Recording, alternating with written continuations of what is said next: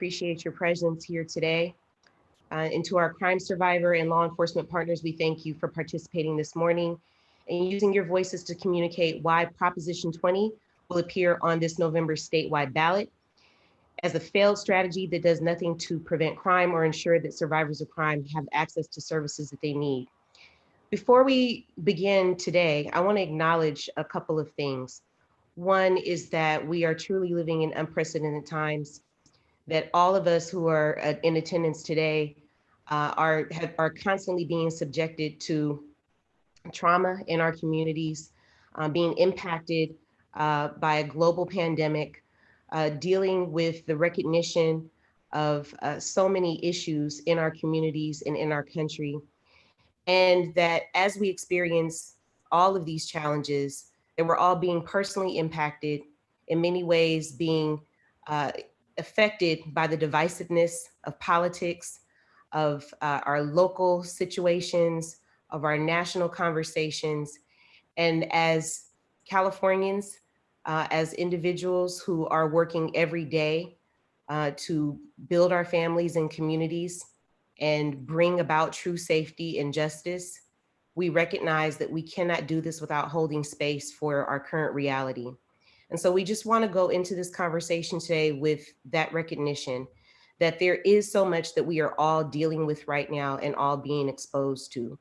And in that light, that we really want to be clear about what we need moving forward to heal and to prevent crime in our communities. My name is Tamisha Washten. I'm the California State Director of Crime Survivors for Safety and Justice. We are the largest network of crime survivors in California. I'm going to give some housekeeping items before we get started. I will be serving as the MC this morning and will help ensure that the program moves smoothly. I'll also facilitate a question and answer period at the end of this program, utilizing the Zoom's chat function. So if any of the reporters who have joined us at any time have any questions, please feel free to submit them via the chat function at any time. We'll do our best to make sure the questions are answered. If we're unable to answer any questions that you have, or if you'd like to speak to any of the participants of today's press conference, you can email Will Matthews at Californians for Safety and Justice. Will provide his email address in the chat. I am a crime survivor. I mentioned that in my opening as the director of Crime Survivors for Safety and Justice. I enter into this conversation as a survivor who is fully aware that every crime victim has the right to determine what safety and justice looks like for them. Also with full awareness that as a survivor, the one thing that we want more than anything else is for no one to join our club, no one to join our ranks, no one to experience harm or hurt in their communities.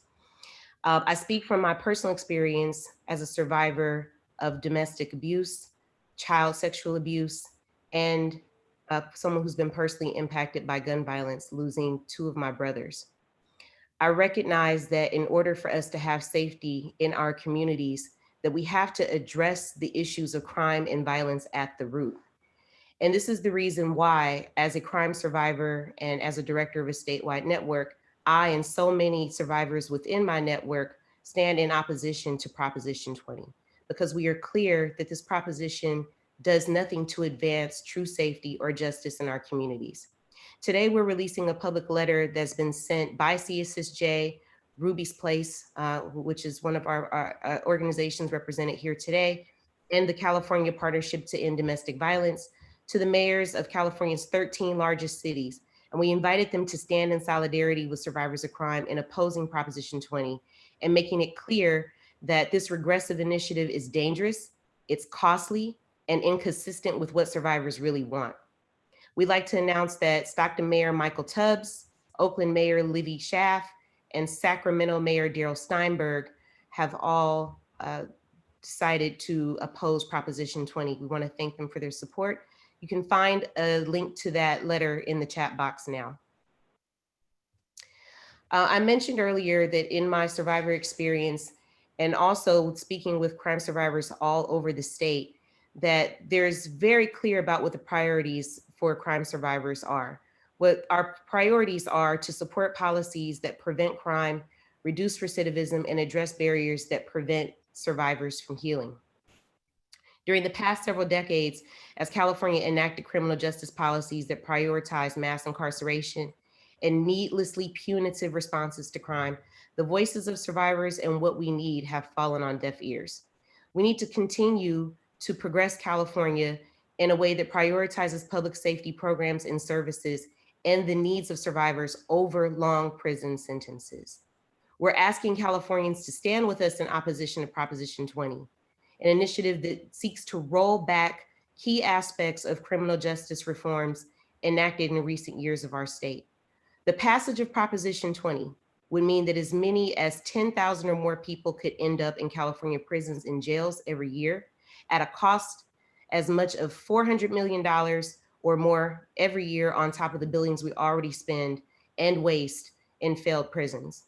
And that wasteful, unnecessary spending would undermine hundreds of millions of dollars that have been saved in recent years as a result of reduced incarceration. Funds that have been used to create over a dozen trauma recovery centers up and down the state that provide survivor services and wraparound services that we all need to heal ourselves and our communities. To be clear, Proposition 20 does nothing to advance safety for crime victims. It doesn't provide any additional investment in crime prevention. It doesn't do anything to address unsolved crimes. Any suggestion that this initiative is in the best interest of survivors or will help survivors get justice is misleading at best and disingenuous at worst. What victims desperately need right now are resources to heal and address the root causes of crime in our communities. The $50 billion a year that California spends on its criminal justice system has less than a 1% investment in victim services. The more the government focuses on ineffective responses to crime and not investments in healing, prevention, and rehabilitation, the more crime victims are harmed.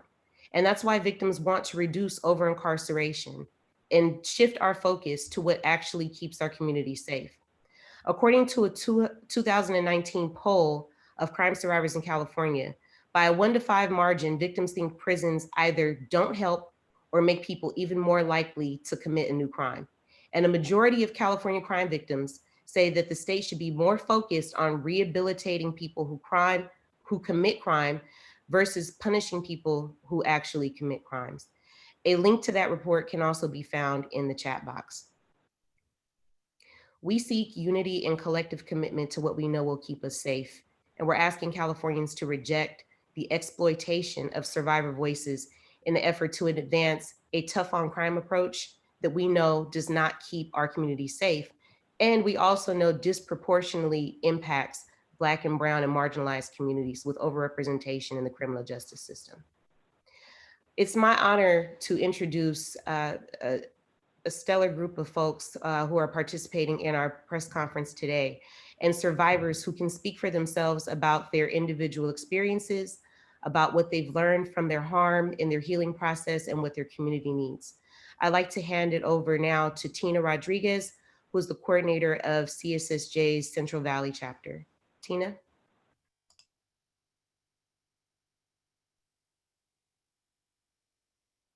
Can you hear me? Can you hear me? Yes, we can hear you. Okay. I wanted to make sure the sound was good. Good morning, buenos dias. I'm Tina Rodriguez. I am a survivor of child sexual abuse. I want to thank you for inviting me this morning.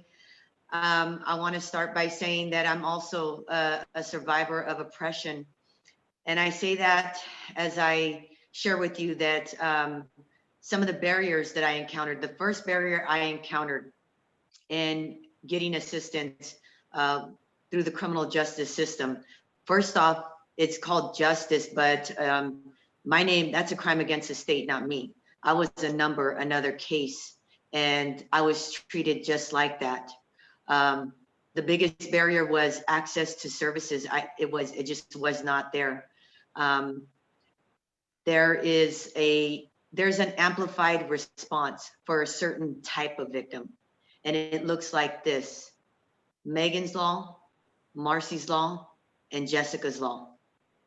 And when you're sitting alongside that with the same type of hurt and pain and experiences, but you're bypassed over and over again. That's painful and very difficult to navigate the healing process from there. Not only was I excluded from getting help, my story was misused, pulled apart, and taken for the pieces that could be helpful. And I was never notified about the outcome. I found out through a mutual family member that a plea had already been accepted, and it was like 2 months after it happened. And that reinforced the message to me that my experience didn't matter. My voice just wasn't valuable. And it took me a long time to recover from that. And how I recovered was through grassroots community-based organization.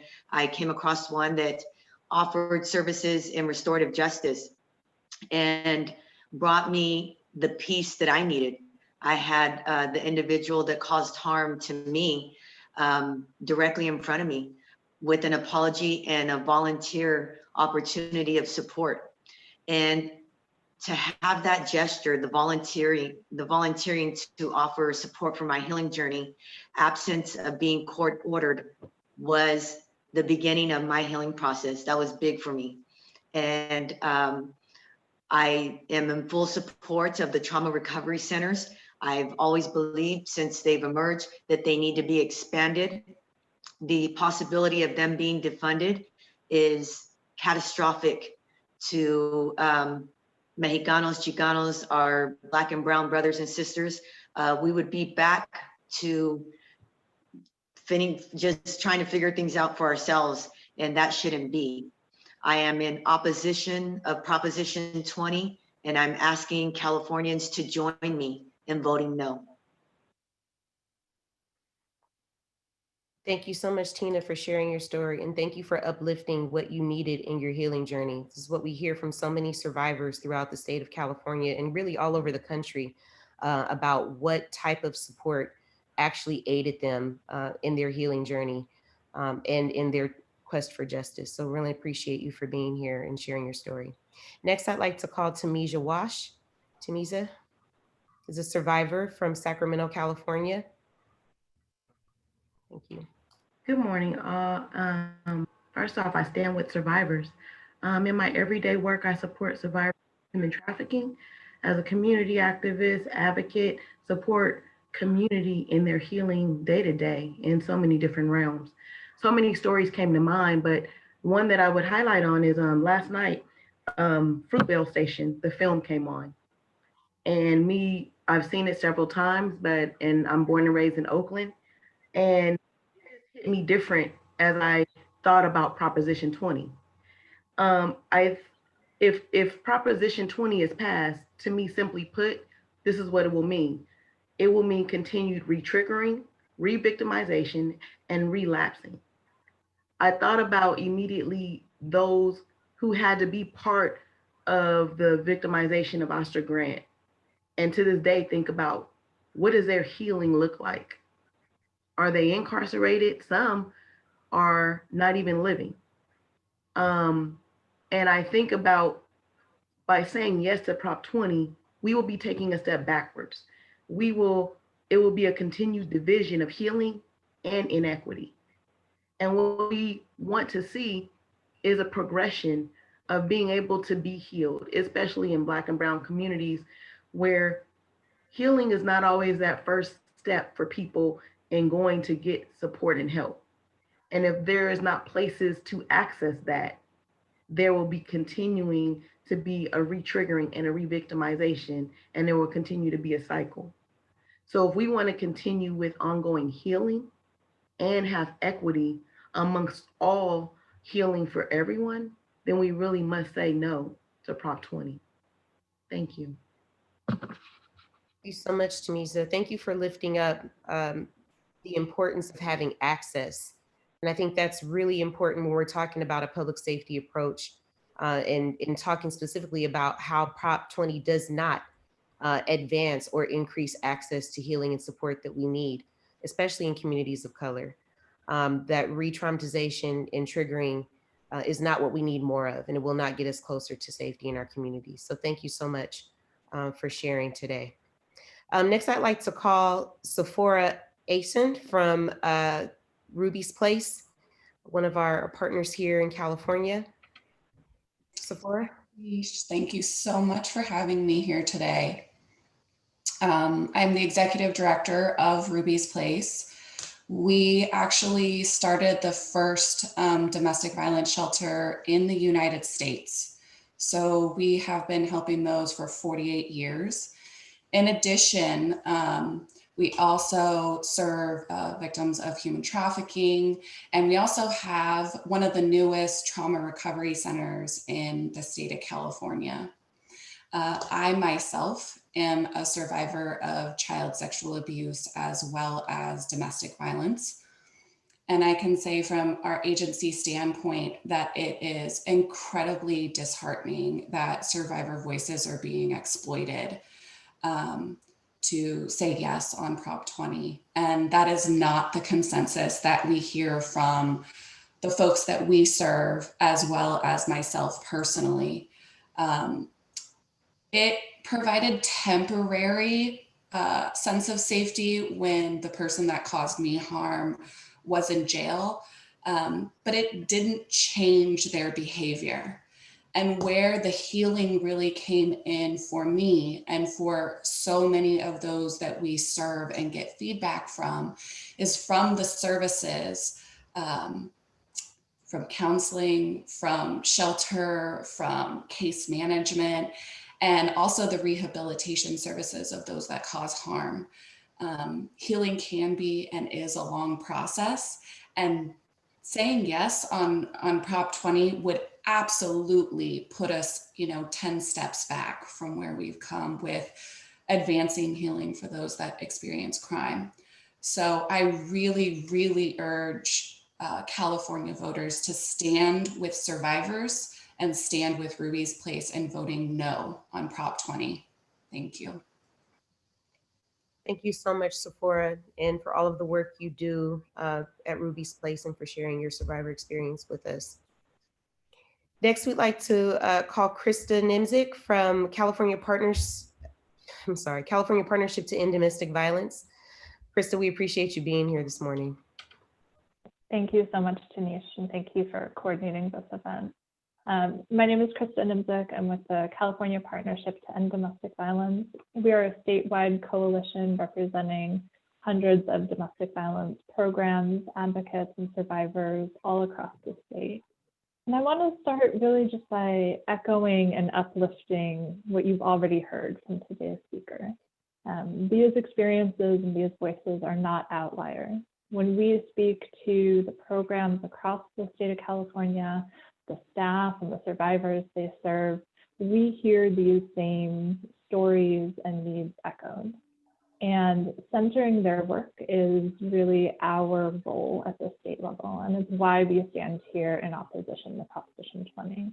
What we know is that we must focus on prevention efforts to stop domestic violence and all other forms of crime before they occur, and that it is possible to create those social conditions to prevent this violence.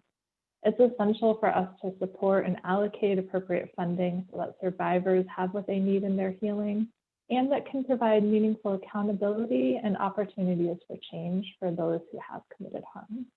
And when so many of our state's dollars and resources go towards supporting incarceration, it leaves far fewer resources to support this essential work. We've worked hard over the last several years at increasing investments in prevention, and we know that programs are struggling to meet the tremendous need of survivors and communities and the trauma they're experiencing, compounded by COVID and the myriad crises California is experiencing.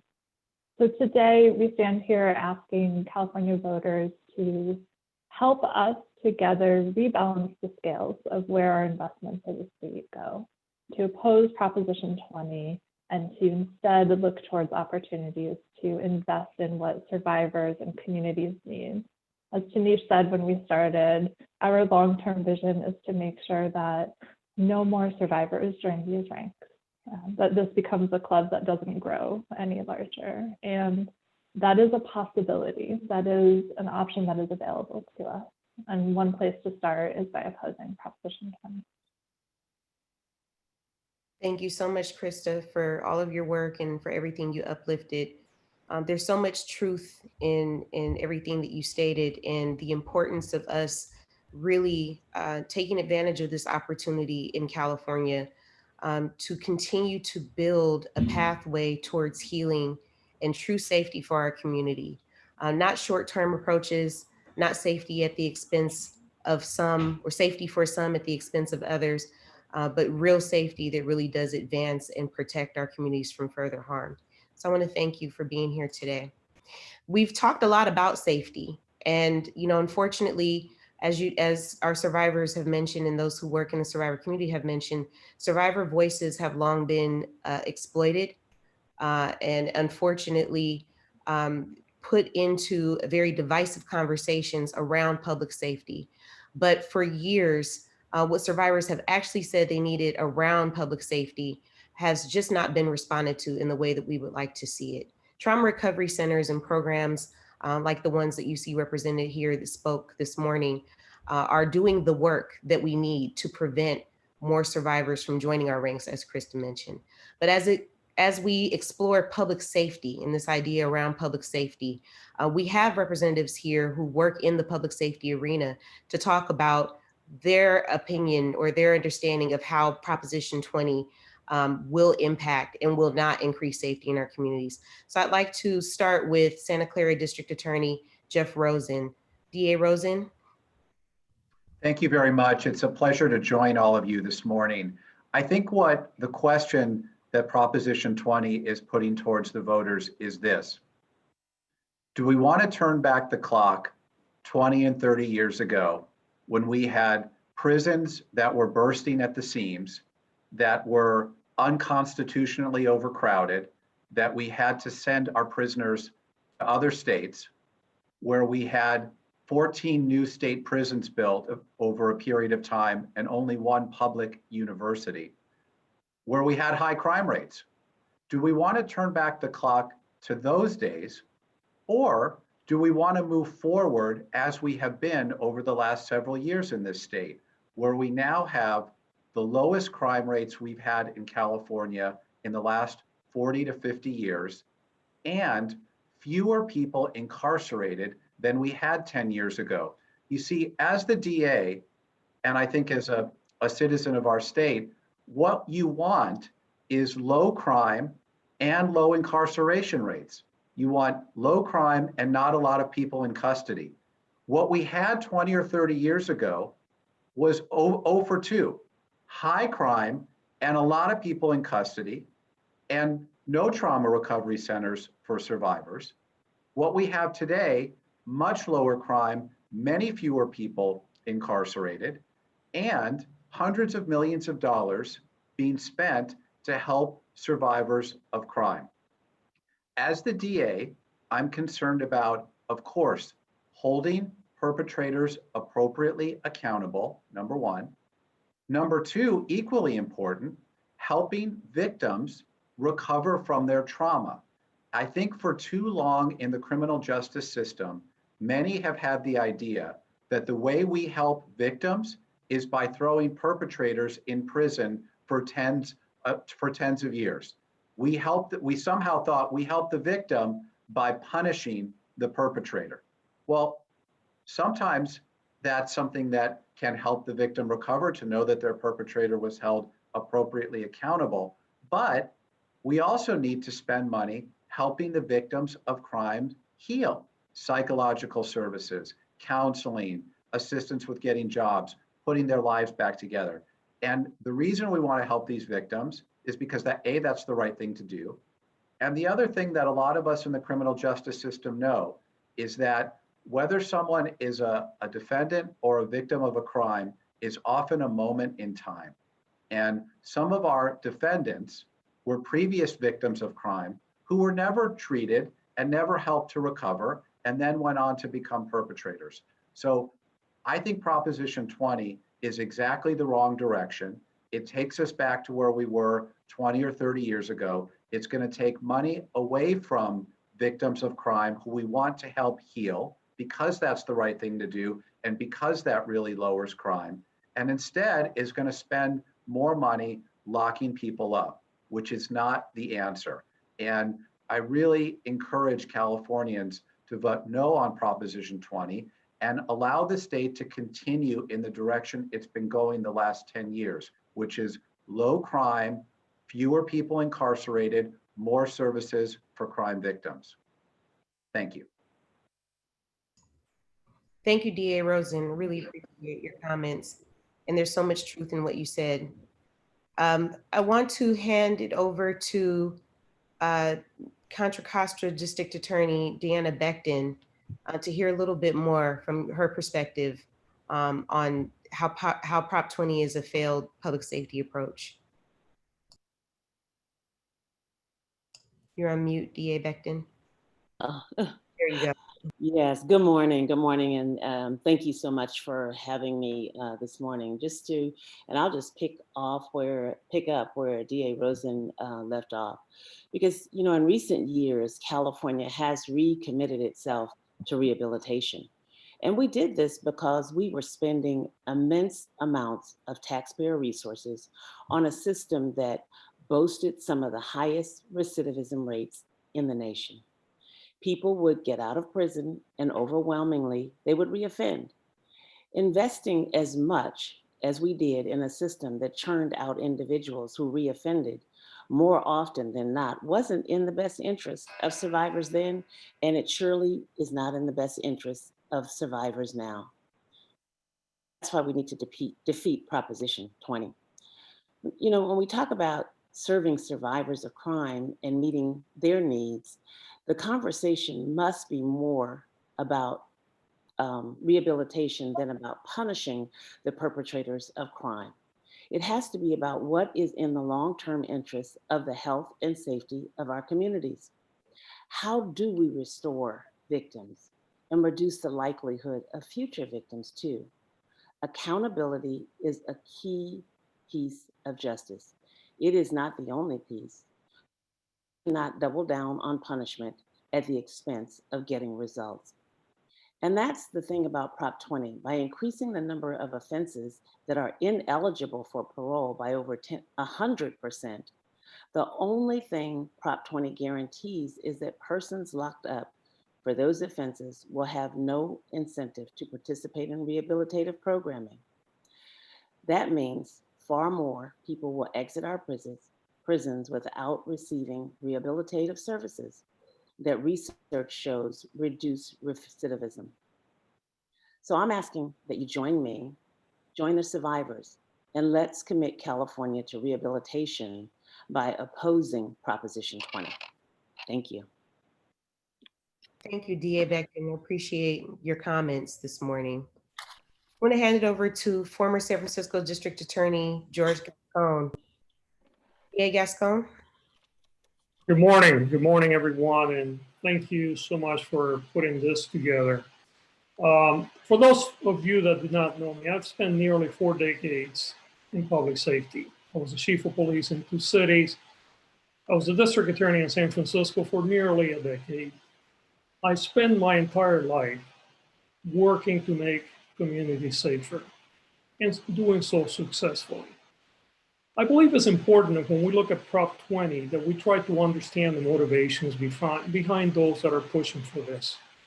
And I would urge you to follow the money, because usually when we follow the money, we begin to have a deeper understanding about the motivations behind certain movements, and certainly in this case, Prop 20.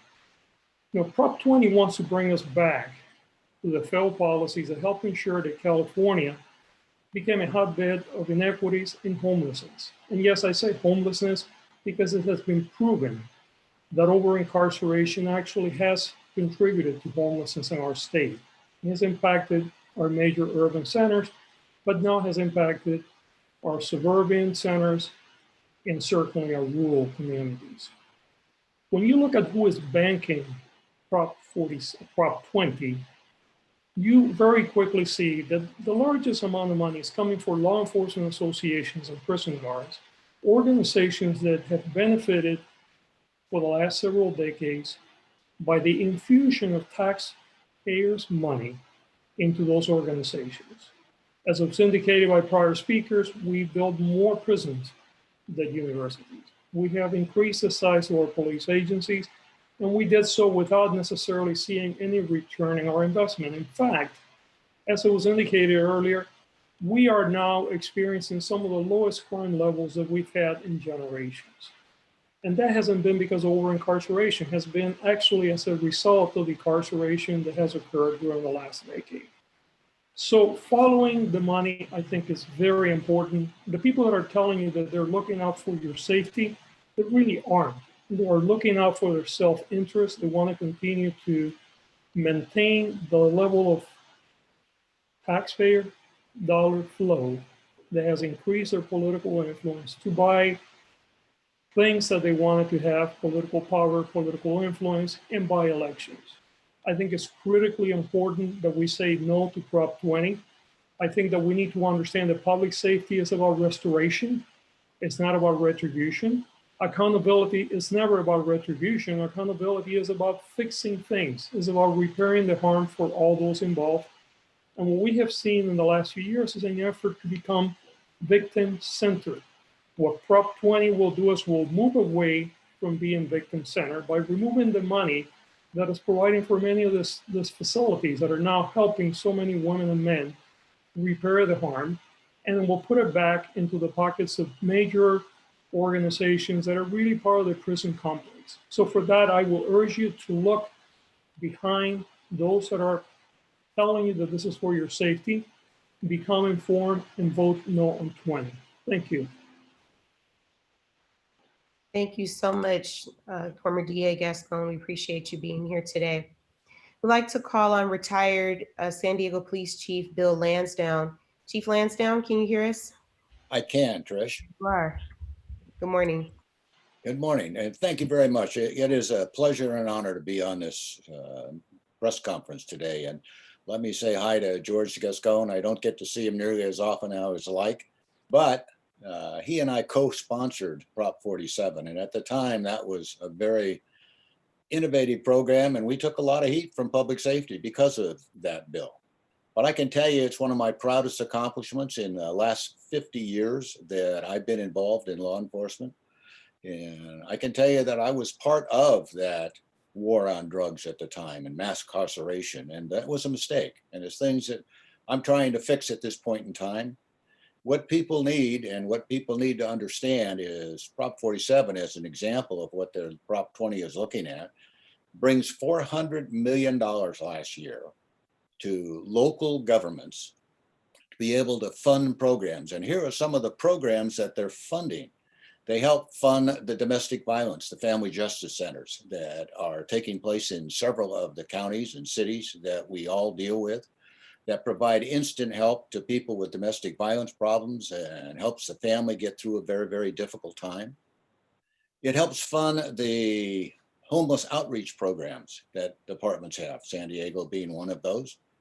Specialized training for officers to provide help, housing for family members. And I don't think people seem to understand how many of the homeless families are out there with kids, and we take care of them because we have specialized programs for that. And we also have what we call PERT teams.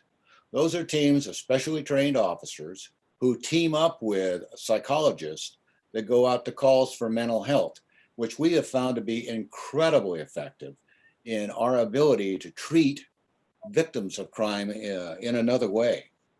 It is estimated right now today that 40% of the people who are in prison today are suffering either from drug addiction and or mental health problems because they couldn't get the assistance and help they need when they were out of prisons. It's critical that those funds that are coming out are able to help them get through those problems. I can tell you that California has really been looked at as an innovative city, state for the programs we've had. But the reason that's happening is because of what's happening right here. It's the victims of crime that are speaking up and saying there's a better way to do this, that they need the assistance and they need the help to improve their lives. Prop 47 did something else too. It took low-level, nonviolent crimes and allowed people to reduce their sentence from a felony to a misdemeanor. That simple activity that's helped tens of thousands of people, allows them to get housing subsidies, allows them to apply for college applications and get assistance in going to college, gives them the opportunity to change their life. They need the help, they deserve the help, and we're going to give them the help. So as a law enforcement professional, somebody who has been 50 years in this business, I'm telling you this, Prop 20 will decimate some of those programs because there's a pandemic going on. They're doing budget cuts, and I can tell you where they're going to cut. They're going to put officers back in patrol, and they're going to cut the family justice centers. They're going to cut the homeless outreach centers, and they're going to cut the PERT teams because they're expensive. We need to be able to keep that money, and we need to be able to say this. People are important, and it's our responsibility to see that they're safe every single day. Thank you, Trish. Thank you so much, Chief, for your comments. We appreciate all of your experience and wisdom around lessons learned and the importance of defeating a proposition like this. We have one more speaker. I'd like to call on retired police officer and Superior Court Judge Eugene Hyman. And I also want to just remind reporters, please do place any comments that you may have, or questions rather, that you may have in the chat so that we can be responsive. We will be doing a brief question and answer portion after Judge Hyman speaks. Judge Hyman? Thank you very much for inviting me. As Chief Lansdowne said, the first thing that happens during difficult budget times is various programs that support victims are cut. I base my experience based on 5 years as a police officer and 20 years as a Superior Court judge. I know from experience that rehabilitation programming happens more at the local level than at the state level. Because of coalitions with adult ed and community colleges, and our state prisons have very few rehabilitation programs that are effective. California has 33 prisons. Not all of them have substance abuse and literacy. And anyone who isn't clean and sober and can't read and write is going to reoffend, which in part explains the 60% plus parole failure and a return to state prison. We cannot incarcerate ourselves into safety. Anecdotal information, which is what a lot of Proposition 20 is about, is not the same as scientific information. The proponents have not produced any scientific research that suggests that the various programs that have happened as a result of Prop 47 and 57 are ineffective. Thank you so much. Thank you, Judge Hyman. Appreciate it. We're going to open up for questions and answers. And just before we do that, I wanted to just name a couple of things that we've heard and elevate a couple of things that we've heard so far during this press conference. There's a truth, some truths that we need to acknowledge. The one truth is that the tough on crime approach did nothing to prevent any of us, the survivors that you see represented on this call today, those who work with survivors, directly with survivors and crime victims. The tough on crime approach that's been present in California before Prop 47 did nothing to prevent any of us from being harmed. The current criminal justice system hasn't been responsive to the needs of survivors because there's never really been a true investment in healing or safety equity until California voters were smart enough to shift those investments to the kinds of programs that we know we need in order to achieve safety in our communities. Another truth is that Black, brown, and marginalized communities are the most harmed by crime and the most impacted by the justice system, but have the least access to victim services. And that survivors experience further trauma and victimization when they cannot access the services they need. We heard Chief Lansdowne mention the family justice centers. I can tell you as a survivor who had to take off work many times to go to a family justice center to get support, that the lack of resources impacts the amount of time that some of these programs are open or that they're available for folks. And it's important to recognize that Proposition 20 and others like it that will come in the future, unfortunately, for folks who may not understand the importance of the investments, do nothing to address those issues in the long term, which is really what we need in order for us to achieve safety in our communities. So just wanted to uplift those points, but it looks like we have no questions at this time. I want to remind reporters that if you do have questions or you want to speak to any of the panelists, please follow up with Will Matthews, our Public Affairs Director. Will has placed his email address in the chat, and he can follow up with you directly. I want to thank all of the survivors, those who work with survivors, those who have stood with us and lent their voices in the importance of defeating this ballot initiative. I want to thank all of our representatives from public safety and law enforcement who joined us today to lend their wisdom and experience. And I want to thank all of the media who came out today to cover this issue and elevate it. I want to appreciate you all. And if there are no questions at this time, we'll go ahead and end the press conference. Thank you.